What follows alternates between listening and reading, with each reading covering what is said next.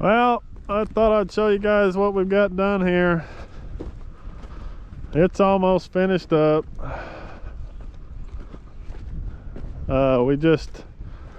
We still got to put the overflow pipe in. We've got to put one in the other pond we're doing, and we just haven't got the measurement on the other one, how much we're going to need exactly. So we'll come back and set this one in when we get the other one done. This one's pretty well finished.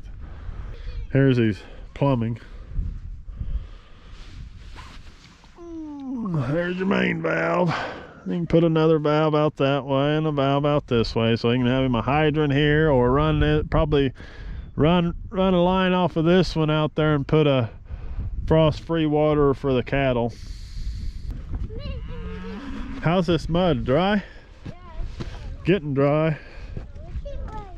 Oh, it ain't dry. You got to digging into it, and about 2 feet down it's going to be sloppy. It'll take a couple of years for this to dry fully.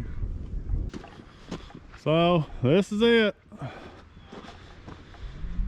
This pond's pretty well completed. We'll just come back in, cut our ditch, put in our spillway pipe, set it a foot below the spillway on the pond. That way it'll completely fill up our 12-inch pipe. When it fills it up, that's when it'll go out the emergency spillway.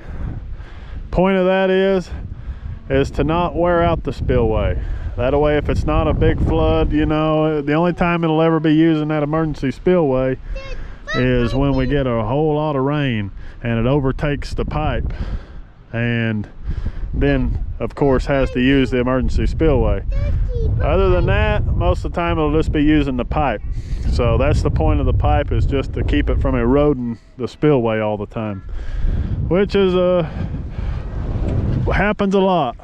A lot of ponds don't, you know, nobody typically bothers to put in spillway pipes a lot of the time. So he's making this pond where this will be a nice pond for his kids, his grandkids.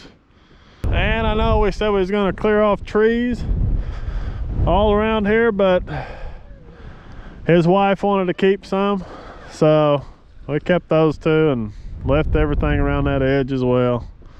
So he's happy with it, and that's the way he wanted it.